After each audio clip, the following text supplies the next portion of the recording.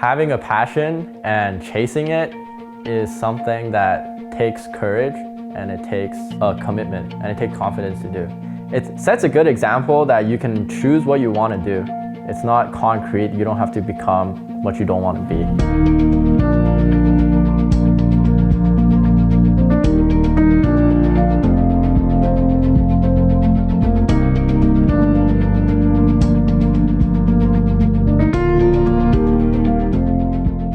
He was the wildest of all my 3 children. Wild in the sense that he does a lot of things that sometimes surprises me. He's one child who has all kinds of ideas, and I just can't cope up with him sometimes because I'm busy working. So I get my eldest child and my daughter to monitor him when I'm not around. But somehow, he has all kinds of ideas to outwit all of us. He will try all sorts of ways to, get on the computer, and because my mom is always at work, so I'm like the little mom, and I always gives him like, okay, from this time to this time, you can game, but after that you have to stop. And then he doesn't listen to me, and he gets really creative in coming up with, ways to just get on the computer. I will walk out of the front door. It's like, bye, Mom, I'm going off to school. But I come out through the door, I leave my window open, so I would climb back into my house through the window into my room, and then I would play video games with my door closed.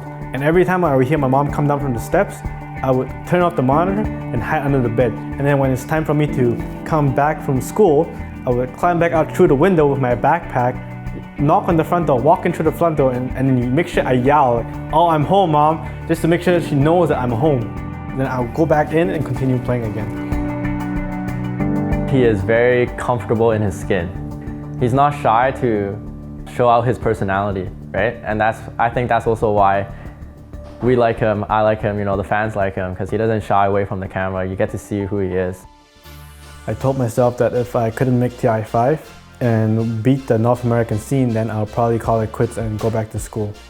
And I was like, you know what, I have no classes, I'll give it a shot. So it was pretty much do or die for me. It was a dream that he wanted to, he said, Mom, that's my dream job. And I said, great, if you can achieve your dream, do it. I don't want to stop you from your dream, because then you will hate me for the rest of your life because you didn't achieve what you want to because your mom says no. To me, it's all like monsters and fighting here and there, and every time when I look at the Dota screen, I'll be like, oh, where's David, And my mom, who is actually pretty knowledgeable about the game, she'll like tell me, oh, David's here and there, and I don't even know when the game ends. My mom will have to tell me, and I'm like, oh, he won, yeah.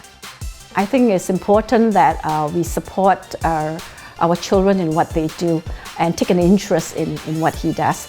And in a way, I think I'm hooked onto it too. I think Dota is such an amazing game. My mom watches every game, every time, so I know she's watching. She's watching all my interviews, and it even goes to the point where she actually reads all of Reddit. And I read the patches and also read Join Dota, as well as Reddit, which is all a lot of flaming going on. And David says, Mommy, don't read so much of Reddit.